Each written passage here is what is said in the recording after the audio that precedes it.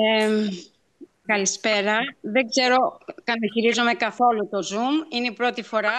Ζητώ συγγνώμη για οτιδήποτε τεχνικό. Καλησπερίζω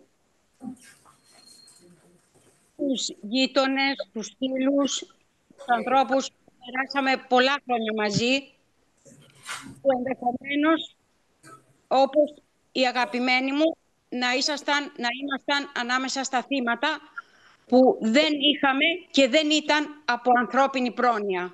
Γιατί δεν προνόησαν να μην έχουμε θύματα. Γιατί ακόμα, και επιτρέψτε μου αυτό το προσωπικό στοιχείο, ακούω τη φωνή του γιού μου να λέει στη Λαμψά, που δεν χτύπησε 112, που δεν πήγε η αστυνομία, πατέρα, να φύγουμε τώρα, θα καούμε. Έτσι σώθηκαν ο άντρας μου και ο γιος μου. Έτσι σωθήκατε κάπως κι εσείς, δεν ξέρω πώς. Οι ζωές σας σώθηκαν, αλλά όχι από ανθρώπινη πρόνοια αυτών που είχαν αναλάβει να μας προστατεύσουν.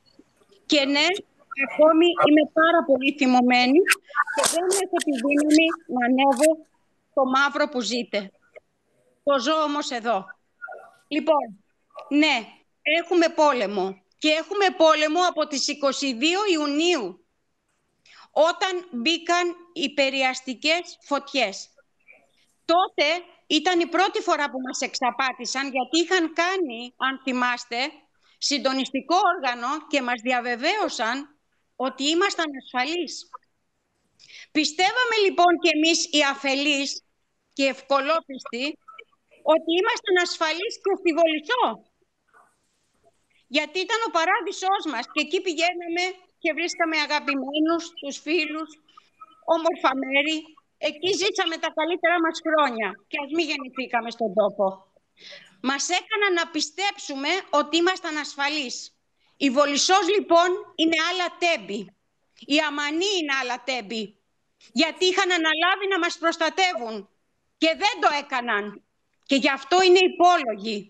Το ότι δεν είχαμε νεκρούς οφείλεται στην ανθρώπινη αλληλεγγύη, στη βοήθεια του Θεού, θα πω εγώ, θα προσθέσω, και στο ότι κάποιοι βοήθησαν ο ένας τον άλλον. Εσείς εκεί.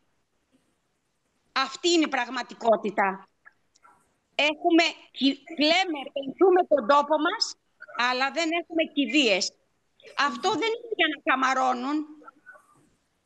Έτσι, λοιπόν, από τη στιγμή που μας άφησαν να καούμε, έχουμε πόλεμο. Και δεν είναι επιθετικός από μας, είναι αμυντικός.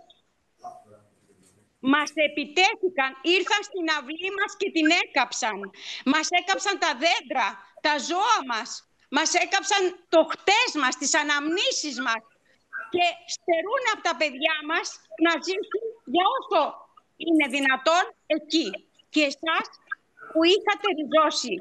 Λοιπόν, τώρα έχουμε πόλεμο.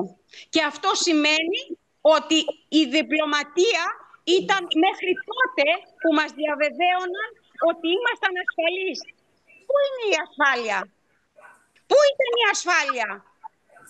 Λειτουργήσε κάτι?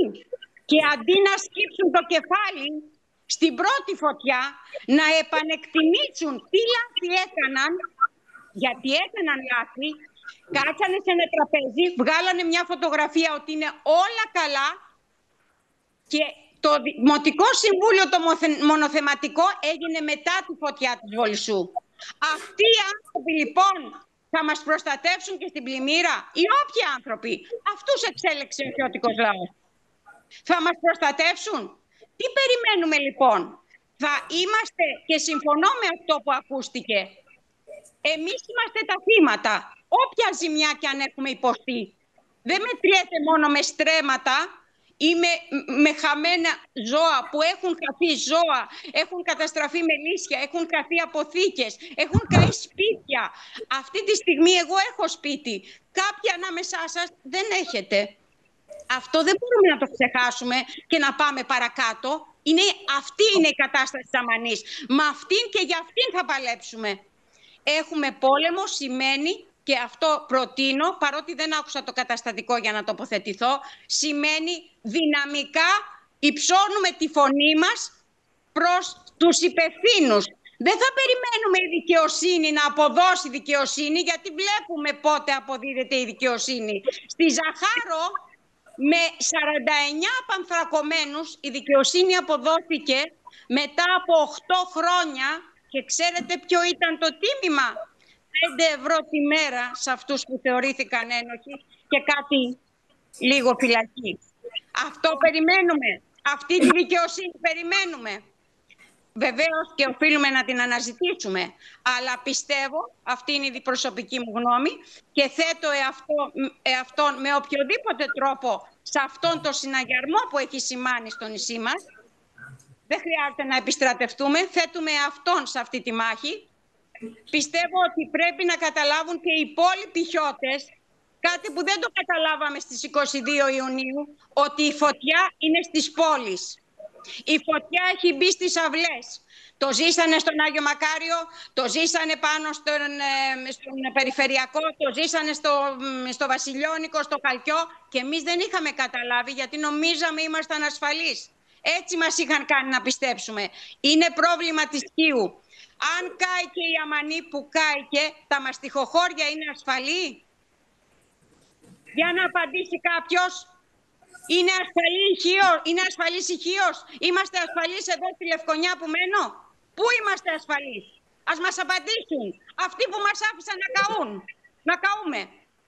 Κατά τη δική μου ταπεινή γνώμη, πιστεύω ότι οι κινητοποιήσεις πρέπει να είναι δυναμικές. Ενάντια, δεν μπορούμε θύματα και θύτες να είμαστε μαζί.